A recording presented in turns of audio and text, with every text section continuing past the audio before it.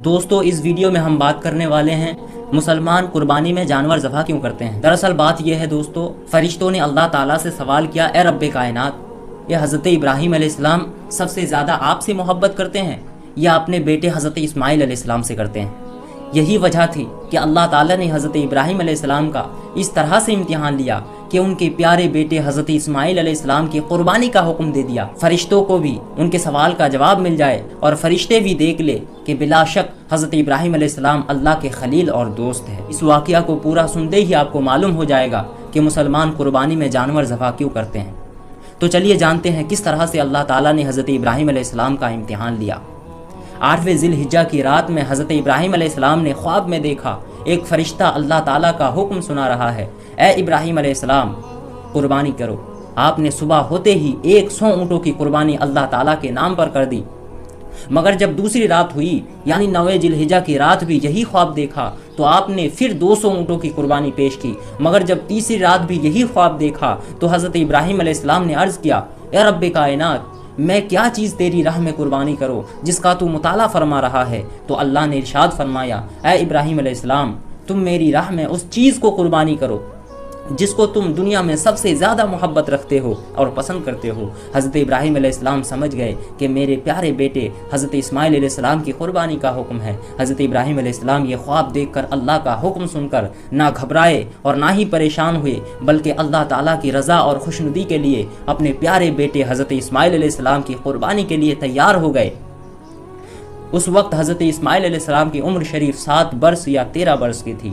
حضرت ابراہیم علیہ السلام نے اپنی نیک بیوی حضرت حاجرہ رضی اللہ تعالی عنہا سے فرمایا، اے نیک بخت بیوی، آج تمہارے پیارے بیٹے اسماعیل علیہ السلام کی ایک بہت بڑی بادشاہ کے دربار میں دعوت ہے۔ یہ سن کر حضرت حاجرہ رضی اللہ تعالی عنہ بہت خوش ہوئے اور اپنے پیارے بیٹے حضرت اسماعیل علیہ السلام کو نہلایا اور اچھے کپڑے پہنائے، آنکھوں میں سرما ڈالا اور بالوں میں کنگھی کیا اور دولہا بنا کر آپ کے ساتھ کر دیا۔ ادھر حضرت ابراہیم علیہ السلام نے اپنے آستین میں رسی اور چھری چھپا کر حجہ کی 10 تاریخ کو مکہ مکرمہ سے مینا کی طرف روانہ ہو گئے۔ ادھر شیطان اس کو روکنا چاہتا تھا، نہیں چاہتا تھا کہ امتحان میں حضرت ابراہیم علیہ السلام پاس ہو جائے، تو انہوں نے ہر طرح کی کوشش کی۔ پہلے حضرت حاجرہ رضی اللہ تعالی عنہ کے پاس گئے اور ان کو بہکانے کی کوشش کی، لیکن انہوں نے شیطان کی ایک نہ سنی۔ پھر شیطان جو ہے حضرت اسماعیل علیہ السلام کے پاس پہنچے۔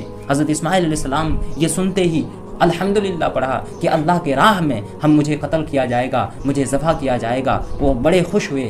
پھر شیطان جو ہے حضرت ابراہیم علیہ السلام کے پاس گئے، لیکن حضرت ابراہیم علیہ السلام بھی ان کی ایک نہ مانی اور ان کو پتھر سے جو ہے تباہ و برباد کر دیا۔ پھر جب حضرت ابراہیم علیہ السلام اور حضرت اسماعیل علیہ السلام مینا پہنچ گئے تو حضرت اسماعیل علیہ السلام نے کہا، ابو جان، آپ جو ہے آنکھوں میں رسی باندھ لیجئے، آنکھوں میں پٹی ڈال لیجئے تاکہ جو ہے میری محبت آپ کو روک نہ سکے۔ پھر کیا ہوا، حضرت ابراہیم علیہ السلام نے حضرت اسماعیل علیہ السلام کے ہاتھ پاؤں کو رسی سے باندھا اور آپ کو منہ کے بل ایک پتھر کی ڈھان پر لٹا دیا اور اپنی آنکھوں پر پٹی باندھ کر اپنے پیارے بیٹے حضرت اسماعیل علیہ السلام کے نرم و نازک گلے پر چھری چلا دی۔ لیکن اللہ تعالیٰ کی شان کا جلوہ دیکھیے کہ تیز چھری حضرت اسماعیل علیہ السلام تن کا ایک بال بھی نہ کاٹ سکی۔ حضرت ابراہیم علیہ السلام، حضرت اسماعیل علیہ السلام دونوں باپ بیٹے روتے ہوئے اللہ کی بارگاہ میں عرض کرتے ہیں، اے مولا کریم، تو ہماری قربانی کو قبول کیوں نہیں فرما رہا؟ پھر دوسری مرتبہ حضرت ابراہیم علیہ السلام پوری طاقت کے ساتھ چھری چلاتے ہیں اور ذبح کرنا چاہتے ہیں، مگر پھر بھی چمڑے کا ایک بال بھی نہیں کاٹ پاتے۔ یہ منظر تھا۔